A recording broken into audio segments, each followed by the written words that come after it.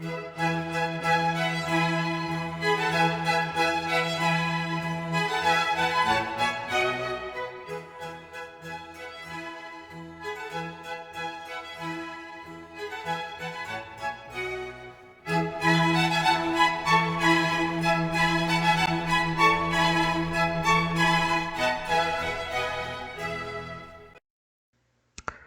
pessoal, sejam bem-vindos a mais uma aula de Física 1.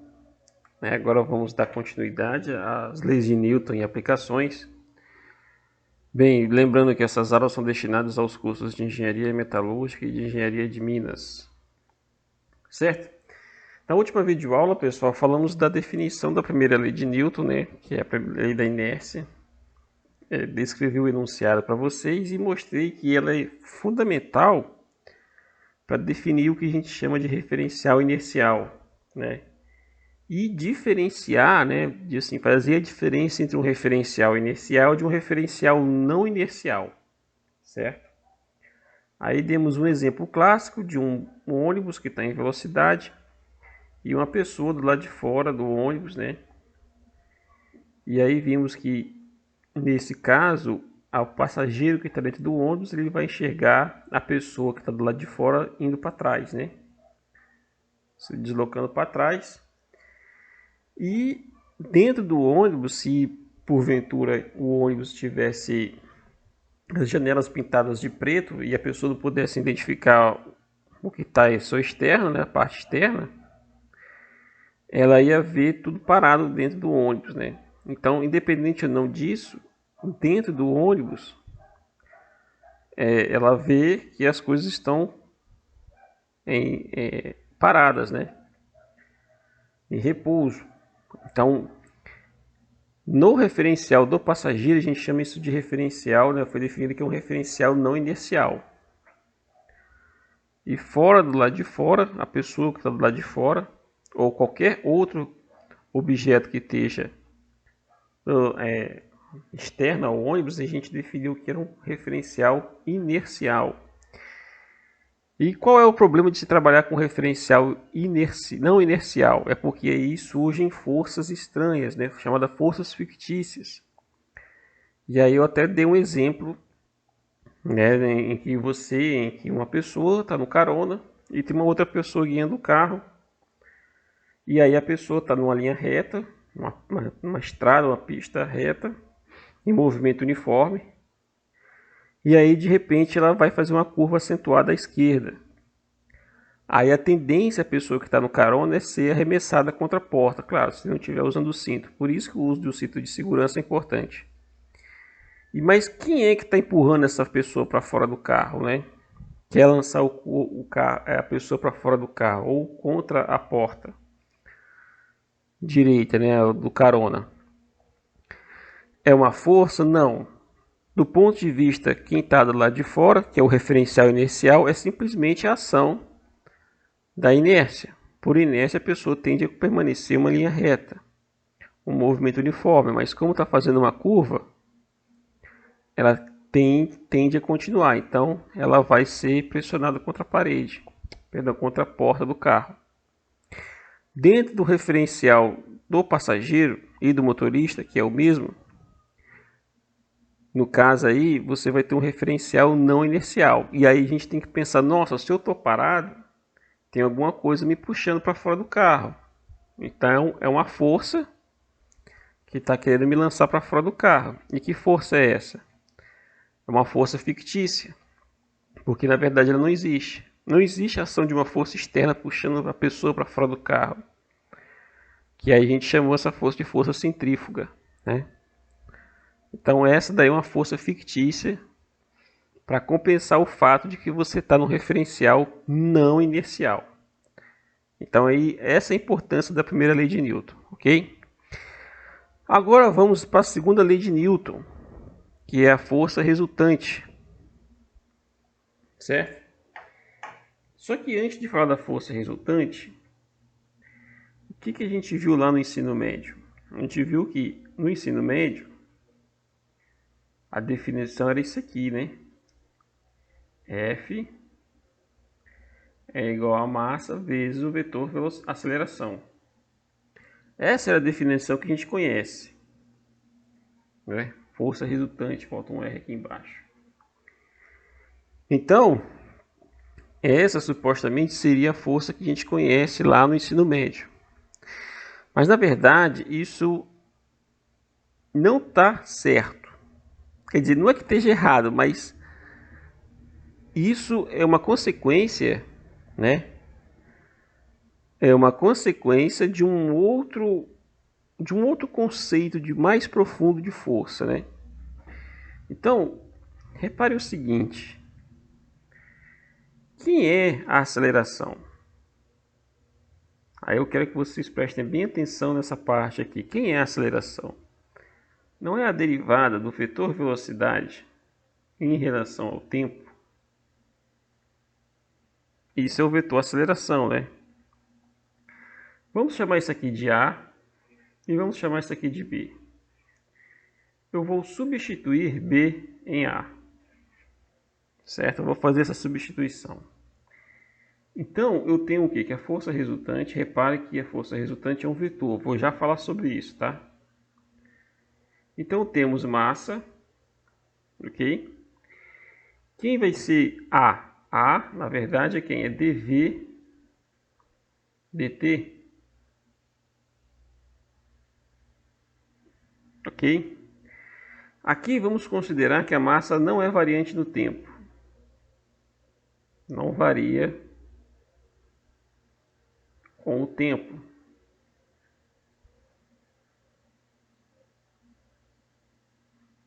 Não varia com o tempo, certo? Então, se a massa não varia com o tempo, isso aqui é uma constante no tempo, né? Então, uma regra lá do cálculo, o produto escalar de uma derivada, perdão, o produto de um escalar pela derivada de uma função ou de uma função vetorial pode ser muito bem escrito como sendo a derivada do produto desse escalar com essa função vetorial. Então, eu posso reescrever isso aqui, ó, m dv dt, como sendo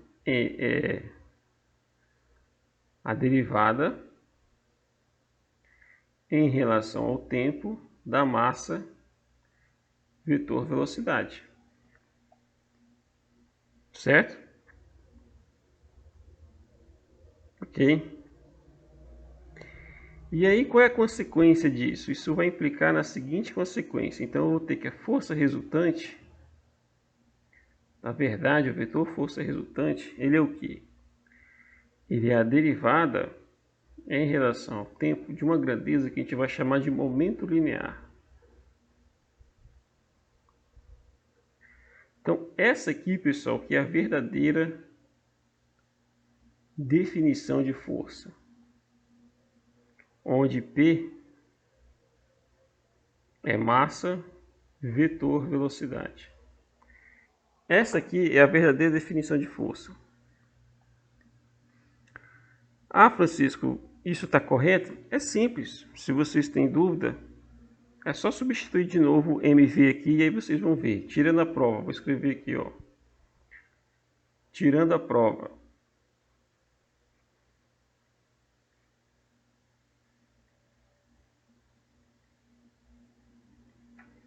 Vou substituir MV aqui na derivada do P.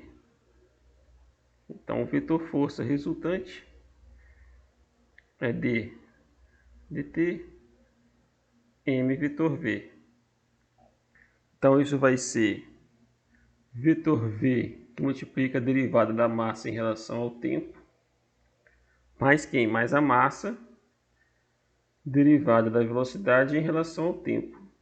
Isso aqui é zero porque a gente estamos afirmando que a massa não varia com o tempo. A massa é um parâmetro fixo, certo? E aí o que acontece? Aí a gente chega no resultado que a força resultante vai ser quem? Massa derivada do vetor velocidade em relação ao tempo. Uai, mas quem é dv dt, né? Aceleração? Isso implica Finalmente, isso implica o quê?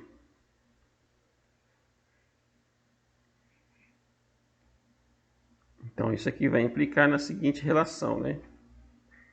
Que a força resultante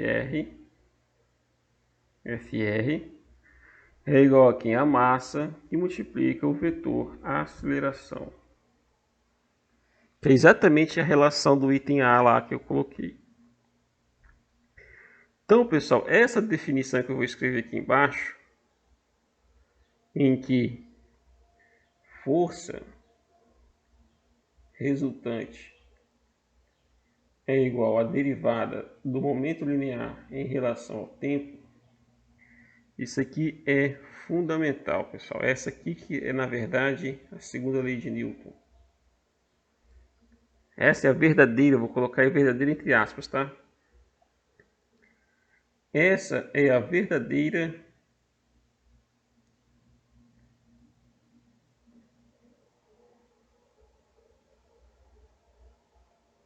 segunda lei de Newton. Essa é a verdadeira segunda lei de Newton. Francisco, mas quem é esse momento linear que foi definido aqui agora? Quem é esse vetor momento linear? A gente não vai entrar em detalhes nele agora, mas vocês já viram esse camarada lá no ensino médio, só que com outro nome, chamado quantidade de movimento. Então vamos pensar o seguinte, essa quantidade de movimento, que aqui agora é chamada de momento linear, é o produto do quê? É o produto da massa vezes o vetor velocidade, certo? E esse camarada aqui, ele está relacionado exatamente com a questão do movimento. Por isso que o termo é momentum, do latim, que significa movimento. Momento linear. Certo? Então prestem atenção. Se a velocidade muda, eu vou ter uma mudança do momento linear. E consequentemente eu vou ter o que? Uma mudança na força. Então, a aceleração, ela é uma consequência do que? Da variação do momento linear. Que vai produzir o que? Força. Então, repetindo, a aceleração, ela é o que? É uma consequência da variação de velocidade, que por sua vez vai gerar uma variação do momento linear e que por sua vez vai gerar uma força. Ou posso interpretar da forma contrária. Eu tenho um objeto que está em repouso, ou movimento retilíneo uniforme, aplico uma força. Essa força provoca uma variação na velocidade, essa força provoca uma variação no momento linear, que consequentemente provoca uma variação na velocidade, gerando uma aceleração. Entenderam a questão aqui? Então eu vou fazer esse diagrama aqui. Eu tenho uma força. Então esse aqui é como se fosse o diagrama. Uma força que aplico ela um objeto. Essa força vai gerar uma variação, né? Uma variação de P, que por sua vez vai gerar uma variação de quê? Da velocidade, né?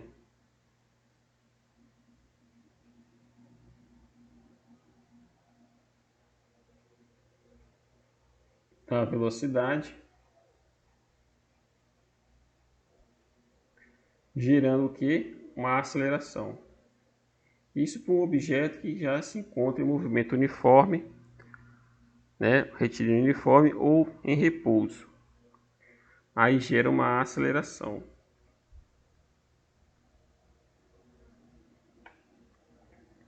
Certo? Eu posso fazer o caminho contrário, né? Eu posso gerar uma aceleração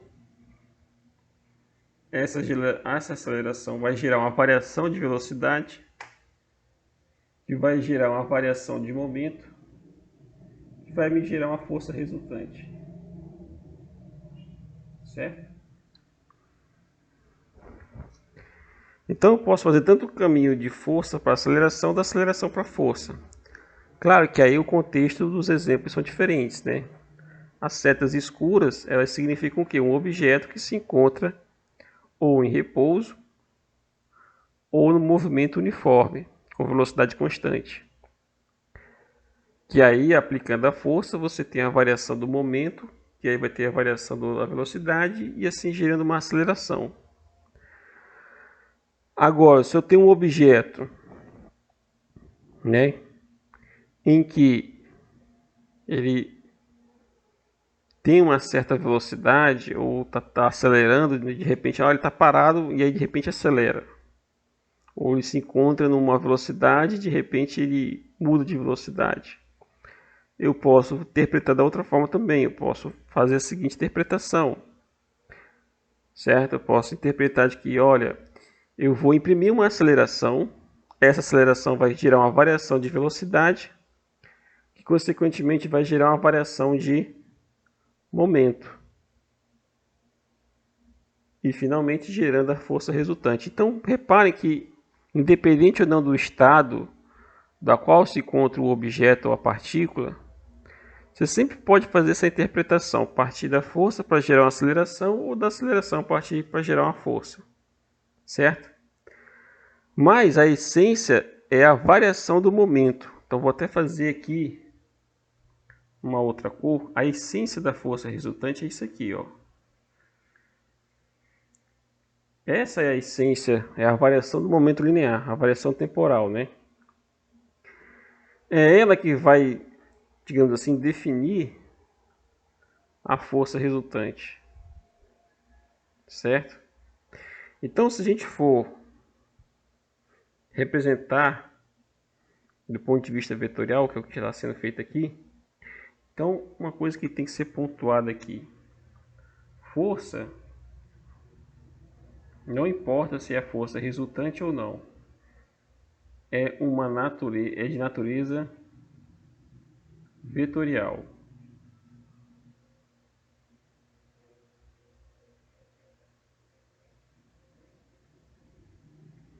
Ou seja, ela precisa de um sentido e direção.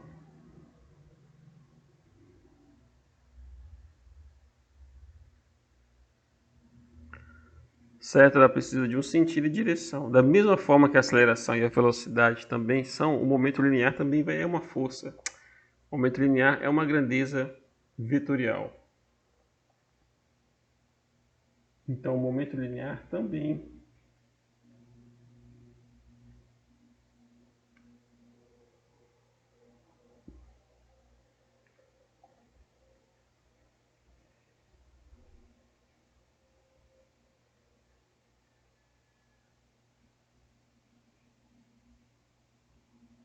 vetorial. Precisa de direção e sentido.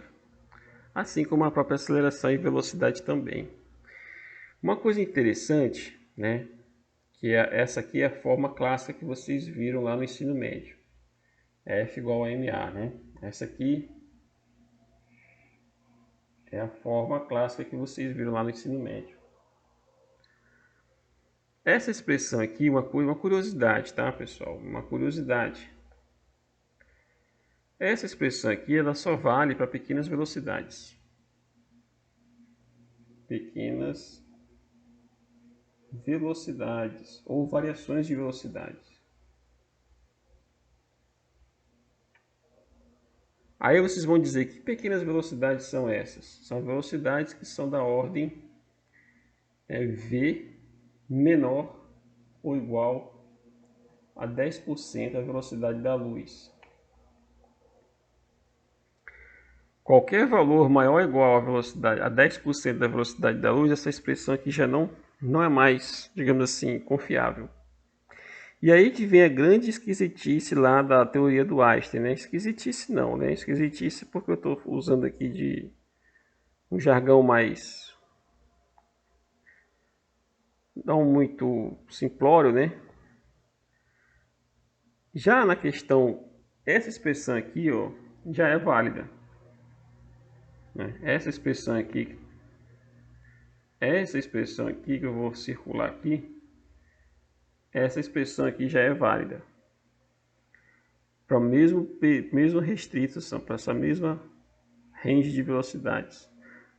Na verdade aqui é velocidade v maior ou igual a 0,1 da velocidade da luz. Lembrando que a velocidade da luz, se alguém não sabe, a velocidade da luz é 300 mil quilômetros por segundo, certo? Então vocês façam a conta aí para ver quanto é que dá 10% da velocidade da luz. É muito rápido. Então, essa expressão aqui, dPdt, ela permanece válida, né? Existe toda uma teoria científica, porque aí a gente não está falando mais de partículas clássicas, são outros tipos de partículas que são os famosos fótons. Eles têm momento linear, mas não tem massa. Então, aí fica um pouquinho mais, digamos assim, complicado. E são partículas muito pequenas do mundo subatômico. Então, esse tipo de comportamento já foge totalmente do escopo aqui do curso de Física 1. Isso aqui é só uma curiosidade, tá, pessoal? E prestem atenção, né? A teoria lá do Einstein, a teoria de relatividade restrita, ele fez duas teorias. Uma é a relatividade restrita e outra é a relatividade geral. Na teoria da relatividade restrita, né, que foi quando ele abordou a famosa equação E_mc², ele se baseia no princípio também de massa de repouso, momento linear. Essa expressão aqui ainda é válida dentro da mecânica relativística, se é que sim podemos dizer. Mas essa expressão aqui não. A expressão vermelha aqui dentro do quadrado vermelho não é mais válida, certo? Por quê? Porque a massa não é mais constante. Essa é a grande questão. Essa massa M aqui é uma massa chamada massa relativística. Está relacionado com a massa de repouso, com a energia de repouso. Enfim, são questões que eu não vou entrar em detalhes, só estou colocando nível de curiosidade, certo? Mas essa expressão aqui, dentro do círculo azul, ainda permanece válida. O conceito de força ainda permanece válido, certo? Ok? Então tem essa curiosidade. E aí definimos a força resultante. Então finalmente o conceito de força resultante é esse. É a derivada do momento linear em relação ao tempo. Ou força resultante também pode ser escrito da seguinte forma: massa vezes o vetor aceleração. Também está certo. Dentro da mecânica newtoniana, né, do mundo que a gente vive, do mundo real, de baixas velocidades, tanto a expressão da esquerda quanto da direita são ambas válidas, certo? Ambas válidas. Mas ainda fica a questão do momento linear, né? Momento linear, massa, vetor, velocidade. Esse camarada aqui, ele vai ser fundamental quando a gente for estudar colisões. Porque numa colisão esse cara se conserva, né? A derivada desse camarada vai ser o quê? Quando eu coloco a derivada disso aqui igual a zero, ó, dp dt igual a zero, isso significa o quê? Que não há força resultante, que a força resultante é nula. E o que significa isso? Significa o quê? Que o choque, o contato entre os dois objetos se dá de uma forma tão rápida, tão intensa, que aquela força interna do sistema que é constituído por dois objetos que se chocam, ele pode ser nulo, né? Ele é desprezado. Mas isso vai ficar para depois, tá?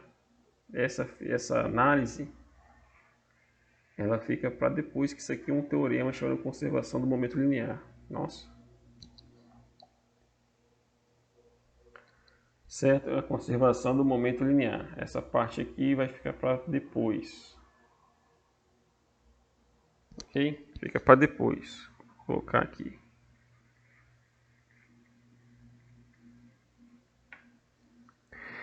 Então definimos o conceito de força, certo? Definido o conceito de força, a gente parte agora para o quê? Para a terceira lei de Newton.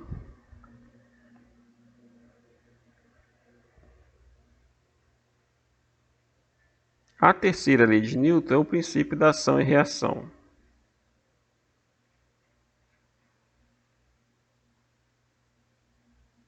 Que diz que toda ação é seguida de uma reação, ou seja, ela está falando de um par binário de forças, né? Então ele define aqui um que a gente chama de binário de forças ou interações, aí fica a critério de vocês. Porque se você tem uma força atuando, vou colocar FA como se fosse a força atuante. Eu vou ter uma força reagente. Vou colocar F reg, né, para não confundir com FR ali. Essa força FR eu vou fazer, melhor fazer com outra cor, senão vai confundir. Se eu tenho uma força atuando, eu vou ter uma outra força, vamos supor, ter um objeto, uma partícula, alguma coisa aqui. Se tem uma força atuante ou uma ação, eu vou ter uma reação a essa força FA. A gente vai chamar de FA', no agente que está aplicando a força FA. Certo? Então, o que acontece? Em termos de análise de vetor, eu vou ter que FA, esse vetor, na verdade, ele é quem? Ele é menos FA', certo? Por quê? Porque ele tem o mesmo módulo, mesma direção, porém sentido contrário, né? O sentido dele é da direita para a esquerda, enquanto o original, a ação, é da esquerda para a direita. Então, por isso que tem que ter o sinal negativo aqui na frente. Porque isso aqui é o que a gente define como a terceira lei de Newton. Essa é a interpretação essa aqui é a terceira lei de Newton, do ponto de vista vetorial, certo? Ou a forma matemática como se enxerga a terceira lei, ok? Então, pessoal, da mesma forma que eu vou ter, por exemplo, eu vou ter um FA menos um FA', do ponto de vista do movimento linear, vai ser a mesma coisa, ó. Eu vou ter um dp a dt, e isso vai ser igual a menos um dp a dt. Isso aqui é sinônimo. São, digamos assim, sinônimos físicos, né? Isso aqui é a mesma coisa que está aqui escrita, só que de forma diferente. Certo, pessoal? Então, fica a seguinte questão. Então, se você somar as duas forças, você vai ter o quê? Se eu somar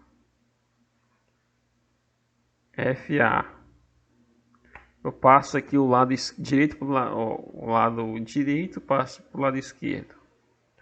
Vai ficar menos FA, mais FA', na verdade, né? Então, mesmo vai ficar mais vetor FA', isso é igual a zero. A mesma forma vai ser os momentos, né? Eu vou ter uma derivada